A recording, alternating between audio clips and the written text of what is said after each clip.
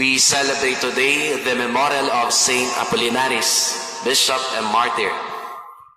Ayon sa tradisyon, isinugo ni San Pedro si San Apollinaris sa Ravenna, Italy.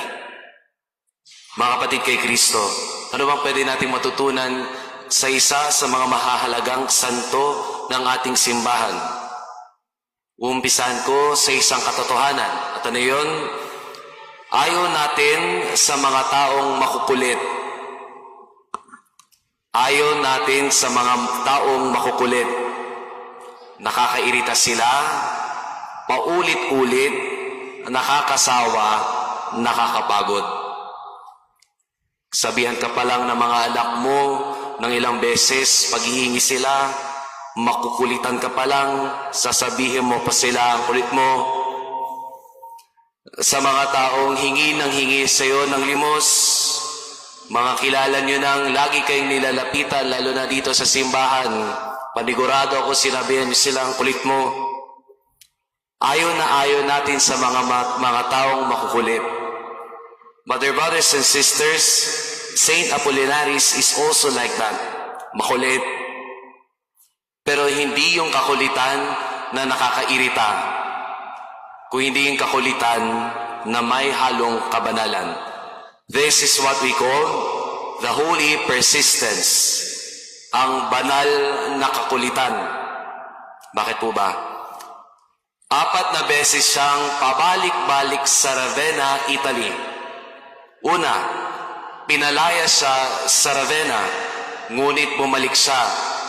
Dahil may mga taong may gusto, pero maraming mga taong ayaw sa kanya dahil pinapalaganap niya ang pananampalataya kay Kristo. Pangalawa, bumalik siya, ngunit ipinatapon siya patungong Greece, ngunit nagpatuloy pa rin siya. Pangatlo, bumalik ulit, at ganun din, pinahirapan, binugbog, isinakay sa barko, patungong Greece siya, doon nangaral siya. Pang-4, bumalik ulit siya sa Ravenna, Italy.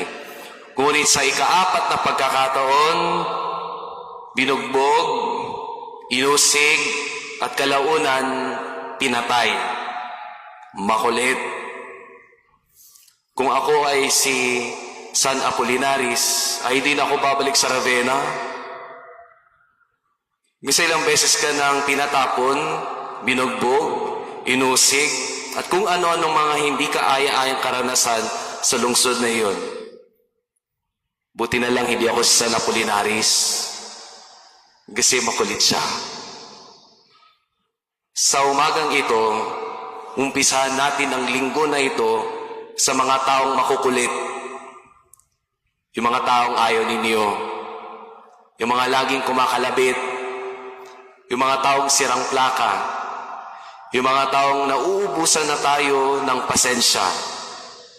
Pakialala sila, because in one way or another, they are also like Christ. Makulit.